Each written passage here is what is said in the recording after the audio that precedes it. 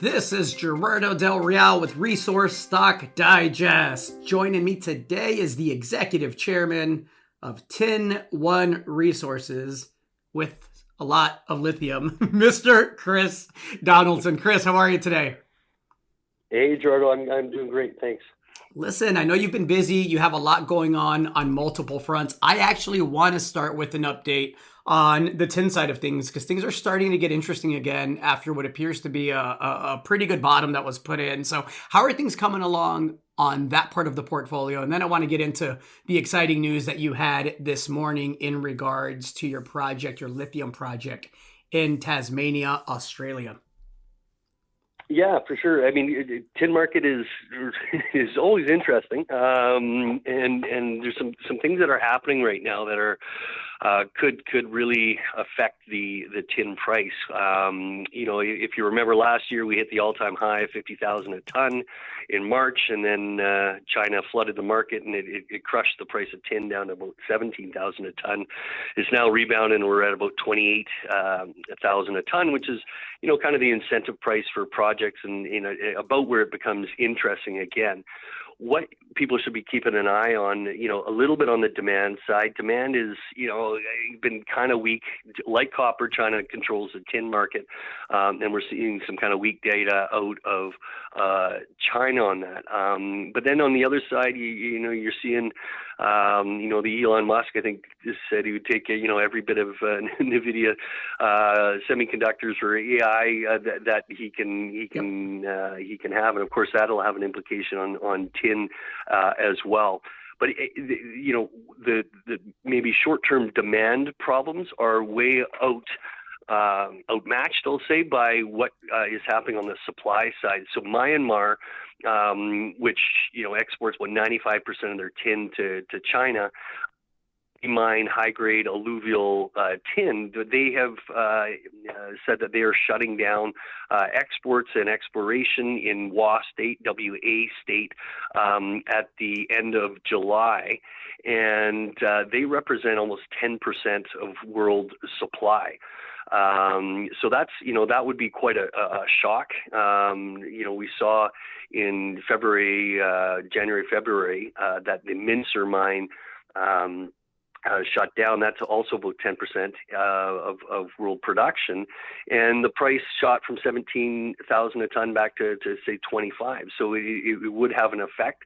So that's coming into effect at the end of this month. And also, what to look for is Indonesia's decision to curb exports of tin. Indonesia's 20 to 25% of the supply, of tin. And, what they're trying to do is similar to what they did with nickel a few years ago, is to curb exports and hopefully try to attract investments so that they get, a vertical market there, they get smelters in-house. So potentially there's a disruption of 35% of the tin market. And, that is unbelievably significant. I mean, you imagine that in what would happen in the copper market if 35% went down. Well, it's no different on the tin side. The only difference is to the end user in that if you've got a cell phone, you might have 40 cents a tin in your cell phone. If it goes to $1.20, you probably don't care. But that has a huge effect to developers and explorers and producers in the tin space as well. So it should be interesting times here for the balance of the year.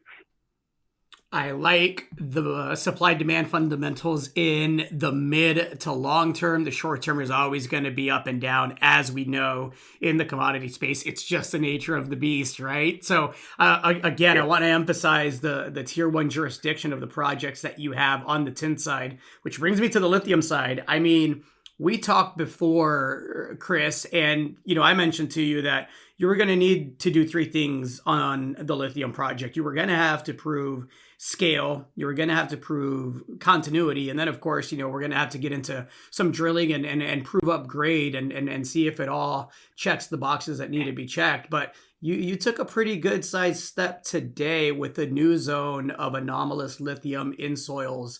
That's, the anomaly measures 2.6 by 1.2 kilometers. I've said in the past that anomalies are like Pokemons. They're all over the place, but I'd rather have them than not when it comes to a district scale lithium project. Can you describe this new zone of lithium in soil anomalism?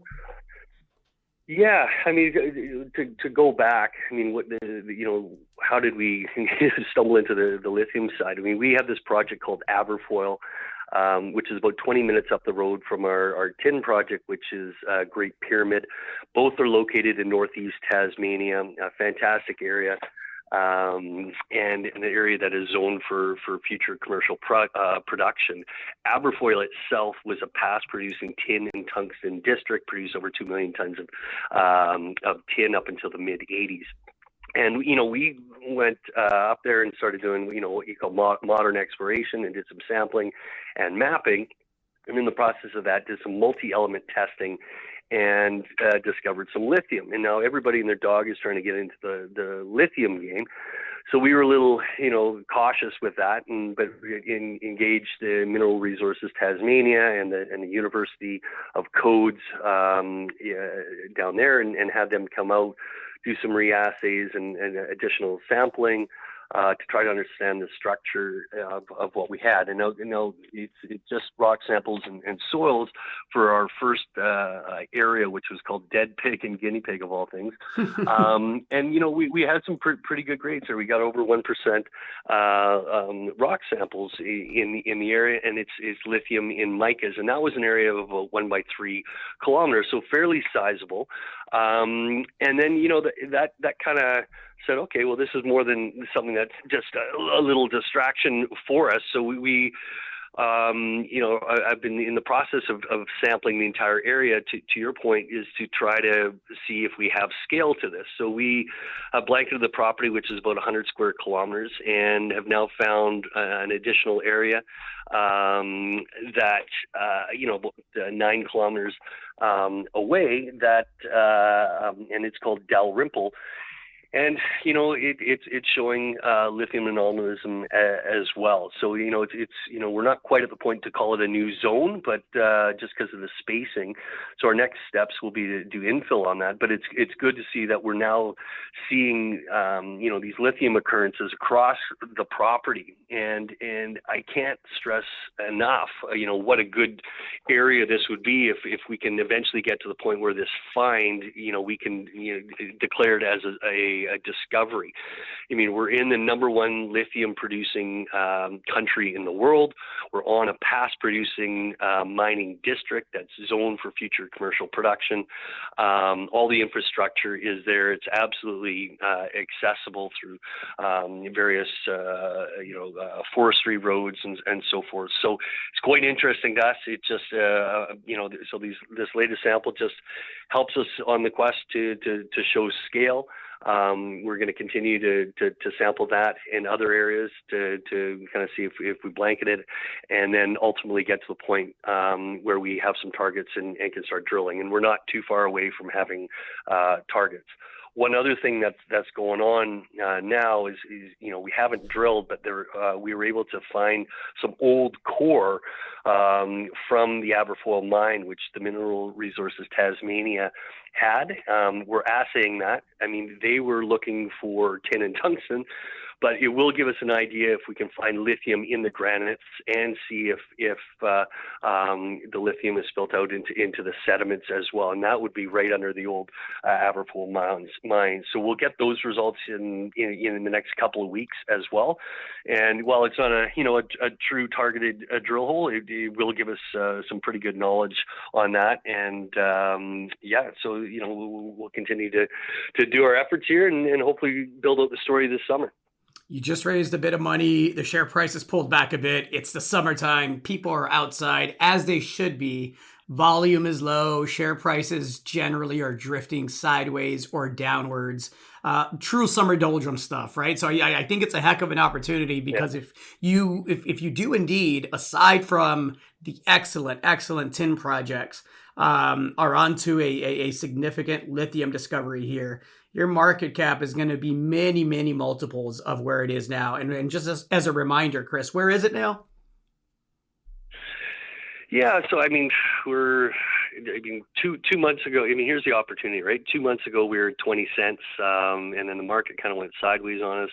We were able to do a little raised about 800 grand, so we're in good shape here for the short term, and and then hopefully we can start getting the story out and on the back of some news and see a little life, through the summer and into the fall. But how do I look at our project? So we have this kind of two-pronged approach here, which is sometimes difficult for people to understand. But the way I look at it is we've got our Great Pyramid, which we drilled out last year and are in the process of updating the resource on. That updated resource should come by the end of August. That to me is really just building value. We were very successful in everything we drilled. We're just growing that and setting it up for when the market's right to put it into a study phase or do additional drilling or advance that project. So that's one that just grows the value. And then we've got this lithium find, which is, kind of a lottery ticket. I mean, it's if we're able to prove out a district, who knows where it can go. There's many other companies out there with similar discoveries in areas that are in the middle of nowhere, that are, many times the market cap that we are today. So for us, it just gives us options. We may look to partner on one side of the business to help fund the other, or partner on the other side of the business to fund the lithium side. But it's a good position to be in to have those options going forward. Always good to have options. I like the commodity exposure. I like the tiny market cap. It should be a fun second half of the year, Chris. Thank you for that update. We were overdue for a catch up. I appreciate it. Great. Thanks so much, Gerardo. Hey everybody, Gerardo Del Real here. If you're enjoying the content that you just saw, you can let us know in 3 simple steps.